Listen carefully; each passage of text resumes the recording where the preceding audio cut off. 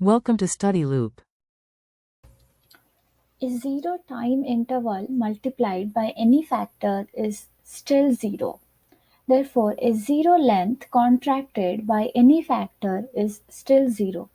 So, if two events happen at the same time and place in one frame, then they happen at the same place and time in all frames.